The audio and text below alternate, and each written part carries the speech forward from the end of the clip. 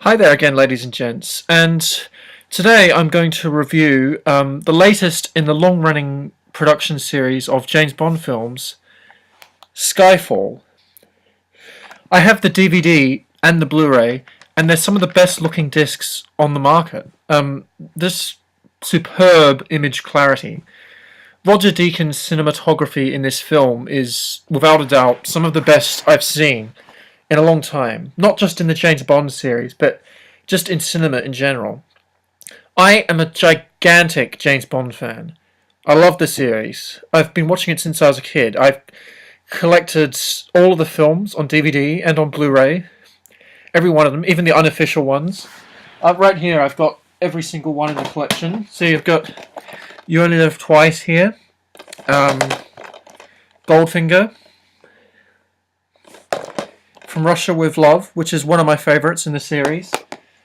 I've got all of them, including the unofficial movies they made. Never Say Never Again, which was Sean Connery's return to the role in 1983. And Casino Royale, the 1967 version, which a lot of people consider to be a bit of a flop. It does have its own cinematic charm, although it is quite dated. And the cast, although spectacular, they just didn't have a script to work with. It was just a mess. It was chaos. But if you're a diehard completist, I wouldn't mind recommending you to check it out. However, Skyfall, the latest in the official series, is a blast. It's one of the best they've made in years, I think. A lot of people didn't like Daniel Craig's casting as James Bond. They said James Bond should not be blonde.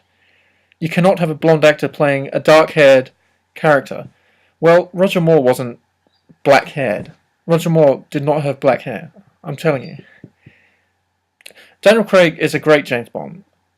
He isn't a really handsome guy, but he does have a kind of brutish kind of charm. Like, he looks like he could play a Bond villain or Bond thug, but he does the job. And he's very much like Ian Fleming's traditional James Bond. Ian Fleming, the author of the original books. Daniel Craig, when I read the books, Daniel Craig is what I think of. Skyfall is not based on an original Fleming text, but it creates an original story, one which is quite deep for a Bond film and plays with some really psychological themes. It reverses the structure of the usual formula. It plays around with the format and does new things. The movie is really about the relationship between Bond and M, his surrogate mother figure. I was really intrigued by the relationship between the pair of them in this film. There isn't a traditional Bond girl per se. M, it's just as much Judi Dench's film as it is Daniel Craig's. We follow her journey as she takes the fall for events that happen to her, like a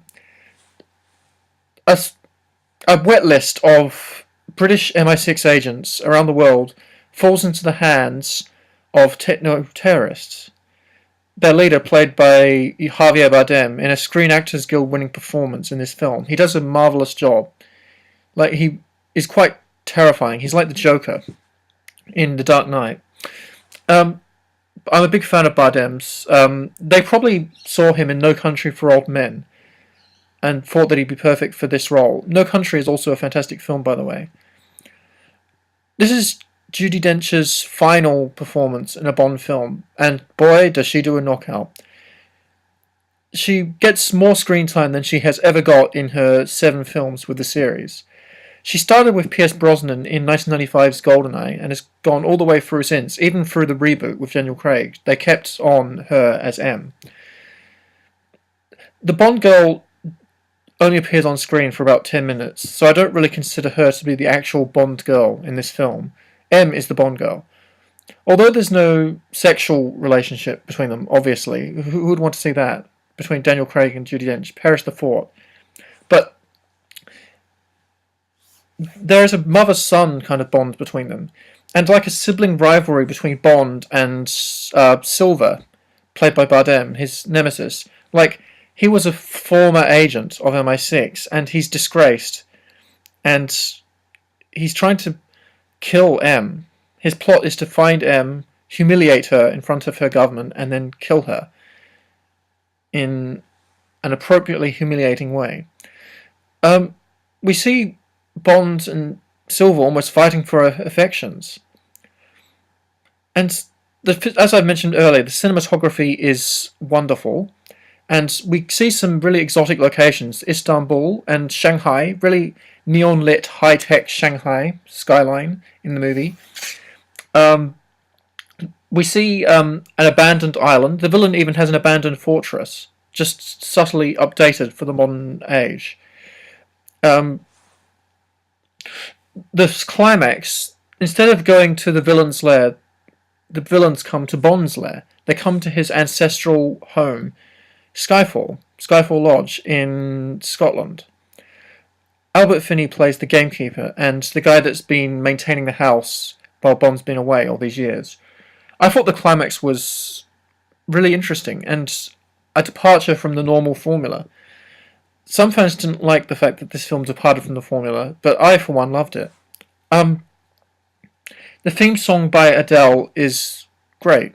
Like, I thought her voice was sublime. I thought she has a really nice singing voice. And since seeing the film, I've downloaded her song off iTunes. Wouldn't mind hearing some of her other stuff. She's quite a good singer.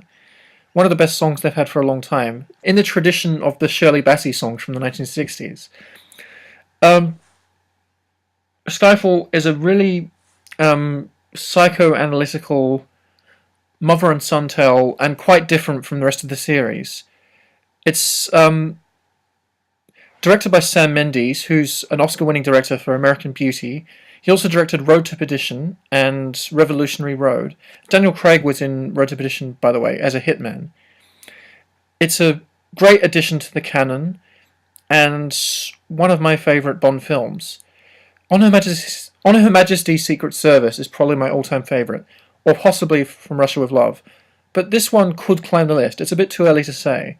For now, I'm going to leave you pleasant viewers, and hopefully I'll come up with some more James Bond reviews soon. Have an excellent day, an excellent afternoon, and an excellent evening. Farewell.